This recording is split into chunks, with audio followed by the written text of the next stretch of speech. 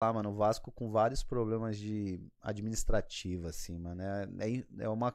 Sinceramente, eu fico triste, porque, mano, cara, a torcida do Vasco é gigante, mano. A torcida do Vasco era absurda. Onde a gente ia jogar, mano, Nordeste. No Rio não precisa falar, né? Mas, porra, tanto é que o jogo que eu fiz o gol que subiu, mano, Maracanã tá abarrotado de gente. A torcida do Vasco era embaçada. Mas, mano, os caras não tem um pingo de respeito com o Vasco, mano. Um pingo de respeito com o Vasco. Diretor, presidente, sei lá, não sei, mano, não sei. Galera não tem respeito com o Vasco. Os caras não tem ideia do quanto o Vasco é grande, assim, mano. Salve, família vascaína! Me diz aí, como não concordar com o Kleber Gladiador, né?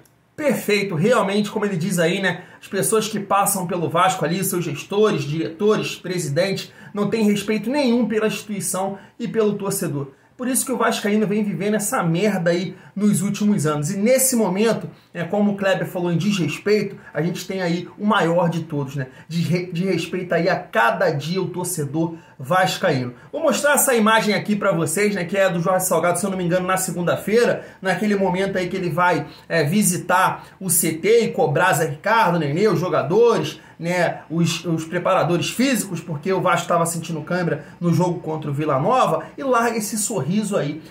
E alguns podem dizer o seguinte: Thiago, tá sendo ignorante, agora o cara não pode rir. Eu acho que nas dependências do Vasco não pode.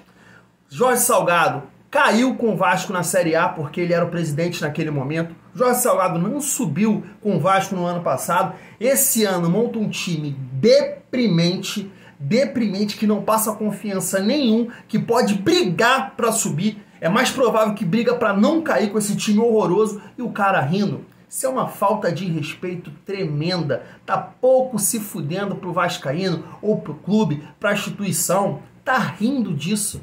Dentro das dependências do Vasco, ele não poderia largar um sorriso, nenhum sorriso. O Vasco tá acabado, o Vasco tá destruído. É na administração dele que ele prometeu tantas soluções e por isso agora ele quer vender o futebol do clube. Sorri por quê, Salgado? Por que você está sorrindo? Então, perfeito, o Kleber Gladiador ali elogiou a torcida do Vasco, é grande em qualquer lugar desse Brasil e do mundo, mas infelizmente conta com pessoas aí, gestores como Salgado, que destrói o clube aí a cada dia. E não há tempo que falte amor, acompanhe o Vasco aonde ele for, nasci pra te seguir. Então, bora pro vídeo, família vascaína, mas antes pedir aquela moral de se inscrever aqui no canal Vasco em Família, se inscreve também no canal Cruz Maltino Sem Fronteira, deixa aquele like pra gente estar chegando a mais vascaínos e não esquece também de ativar o sininho de notificação para não perder os próximos vídeos e tá sempre por aqui dando aquela moral, deixando a sua opinião, seu comentário, pra gente estar trocando aquela ideia de vascaíno para vascaíno. E é com esse sorriso aí, né, do Jorge Salgado, que o Vasco hoje apresentou aí os seus últimos reforços, né, o Zé Vito, o Eric, o Carlos Palácio e também o Gabriel Dias aí para a disputa do Campeonato Brasileiro da Série B até pelo menos aí ao final do primeiro turno. Depois vai abrir uma nova janela de transferência. A gente não sabe se o Vasco aí, dependendo da situação como o Vasco vai estar no campeonato, com certeza vai buscar aí mais reforços, porque realmente esse time do Vasco aí é bem limitado. Mas, vascaína, vou trazer aqui agora um debate de futebol, porque aí na internet, né, entre os comentaristas, muito por causa também do Vinícius Júnior na seleção, que ele joga de uma maneira no futebol, na seleção brasileira e lá no Real Madrid de uma maneira diferente, e aí tá vendo esse debate, aí eu peguei o Pedrinho falando sobre isso, sobre os extremos, sobre esses atacantes de lado de campo, que tem que voltar para marcar, que também tem que imprimir velocidade, que fazem uma função muito importante hoje no futebol moderno. Eu vou passar aqui o Pedrinho falando e vou trazer depois para o contexto do Vasco. Se liga só no Pedrinho aí dando uma aula de futebol. Discussão sobre os extremos descerem para marcar. É claro que eles têm que descer. Eles vão ficar fazendo o que lá na frente se teu time está na fase defensiva, dentro do próprio campo? Eles têm que compactar a equipe. Você pode discutir o modelo. Se teu time é muito bom tecnicamente, você tem que ter um modelo que propicie esses caras jogarem muito mais no campo ofensivo, com muito mais ações ofensivas do que defensivas. Agora, se tu tá na fase defensiva, esses caras têm que descer. O mundo inteiro desce, gente. Eles vão ficar fazendo o que lá na frente, soltando pipa? Eles têm que compactar a equipe. Gente, todos os extremos do universo descem. O Mané desce, o Salah desce, o Phil Foden desce, o Gabriel Jesus desce, o Sterling desce. Você tá defendendo. Os caras vão ficar fazendo o quê lá na... É isso, família vascaína. Eu sei que tem muita gente aí que não gosta do Pedrinho, né? Muito por causa dessa situação política aí com a Sempre Vasco. Mas a gente tem que lembrar que o Pedrinho, cara, é um cara que entregou muito pro Vasco, é um ídolo do Vasco. Pra mim, então, a primeira vez que eu fui no Maracanã em 97 foi pra ver o Pedrinho e realmente no Vasco ajudou muito. Se o Vasco é um clube que é grande hoje, tem muita participação do Pedrinho. O Pedrinho é um ídolo. E aí eu queria trazer pro contexto do Vasco, porque ele tá falando dessa situação aí dos extremos e aí realmente jogadores que faltam muito Vasco. Tenho certeza que você também concorda comigo. Se a gente parar pra pensar, a última vez que o Vasco teve aí atacantes de lado, extremos, como o Pedrinho diz aí, aceitáveis, razoáveis, foi em 2009. E talvez ali o último time, 2019, perdão, o último time que o Vasco conseguiu competir. Não que era fantástico, não que teve resultados surpreendentes, mas que conseguia competir. Porque tinha o Marrone de um lado e o Rossi do outro. Então jogadores que conseguiam recompor, como o Vasco não tinha uma grande qualidade, eram jogadores muito mais reativos, mas o Vasco tinha essa velocidade com os dois. E aí a gente pula para 2020, temporada 2020 e 2021, né? Por causa da pandemia, o Vasco não tinha esses jogadores.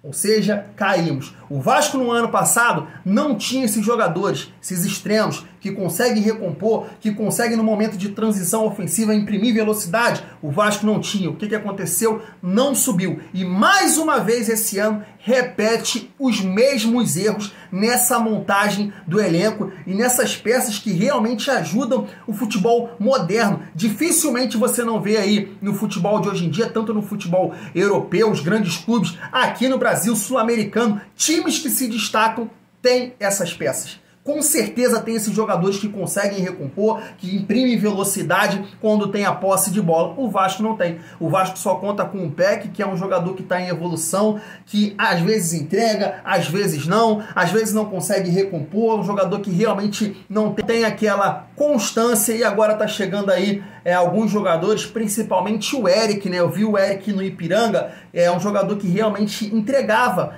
essa função aí pelo lado de campo, ajudava a marcar e conseguia atacar, fazia os gols. O Carlos Palácio não é esse jogador. Se o Zé Ricardo usar ele ali como o Bruno Nazário, o Vasco vai sofrer com isso, né? Então realmente eu trouxe esse debate aqui do Pedrinho, porque colocando aí no contexto do Vasco, mostra que realmente a gente tem que cobrar do Zé Ricardo, tem, mas do lado de fora, as pessoas que comandam o futebol do Vasco, Salgado, Carlos Brasil, não entendem porra nenhuma de bola, porque olhando para o futebol moderno, funções tão importantes como essas, atacantes de lado de campo, extremo, de velocidade, que tem que ter resistência física, força física, o Vasco não tem esses jogadores no elenco, né? Competência tremenda.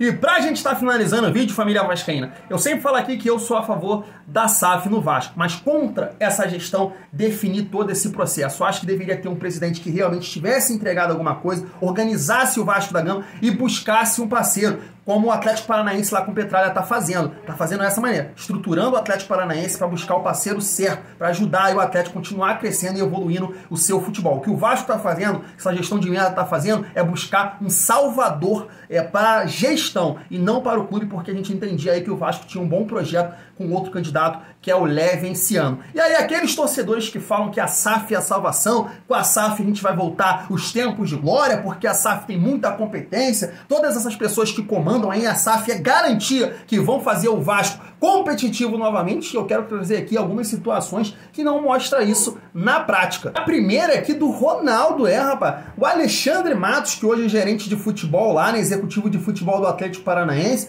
chamou aí Ronaldo e Paulo André aí na SAF do Cruzeiro de incompetente. Tá aqui, eu vou abrir aspas aqui para Alexandre Matos, que colocou o seguinte, ó: o que eu vejo é uma incompetência, um amadorismo e querem justificar isso para a torcida através de terceiros. Nada além disso. O que eu posso explicar aqui, família, essa situação, por que ele está falando isso, é em relação à venda do Vitor Roque, né? O Ronaldo teria se encontrado aí com Alexandre Matos e com Paulo André ainda na Espanha e teria oferecido o Vitor Roque por 40 milhões para o Atlético Paranaense. Aí o Alexandre Matos levou essa proposta ao Petralha, o Petralha disse que não, e aí, depois de uma conversa com o empresário do jogador, descobriu que a multa rescisória do Vitor Roque era de 24 milhões, pagou a multa e o Ronaldo ficou a fazer o quê? Se paga a multa, o jogador tem que sair. Então o Ronaldo, que queria aí 40 milhões no jogador, acabou ficando aí com 24 milhões, e por isso aqui que o Alexandre Matos está chamando aí o Ronaldo e o Paulo André, as pessoas que comandam ali a SAF do Cruzeiro,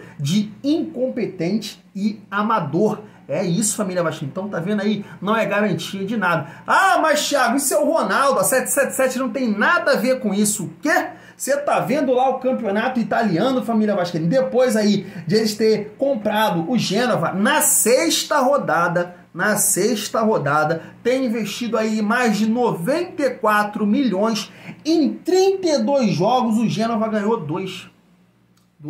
E só não tá pior a situação do Gênova, porque a gente vê aí, vou mostrar na tabela para vocês, o Cagliari e também o Venezia não ganham. Estavam aí, ó, 5 jogos, 5 derrotas, senão a situação tava muito ruim. Ou seja, o que eu quero dizer aqui, eu sou a favor da SAF, mas que a gestão tenha competência, e essa não tem, para buscar o parceiro certo. Porque tá aí, olha a 77 como tá acontecendo lá no Gênova. Comprou na sexta rodada. Aí esse pessoal aí de scout, né, que é o Johan, Sebastian, que estão comandando aí essa captação de contratações, os caras não teve trabalho em lugar nenhum de destaque. Eu tava procurando isso. Ah, achou o Firmino, achou, né, o Joelinton, mas cadê aquele trabalho de consistência, de títulos na Europa? Não tem. Também é uma aposta até nisso. E tá aqui comprovando que o Gênova tá caindo com investimentos. E aí, cadê a competência? Cadê aquela garantia de sucesso, família vascaína? Então é bom a gente abrir o olho que essa gestão e tudo que eles prometeram só deu merda pro Vasco, hein? É bom a gente abrir o olho. Vou ficando por aqui, tamo junto e é muito bom ser Vasco.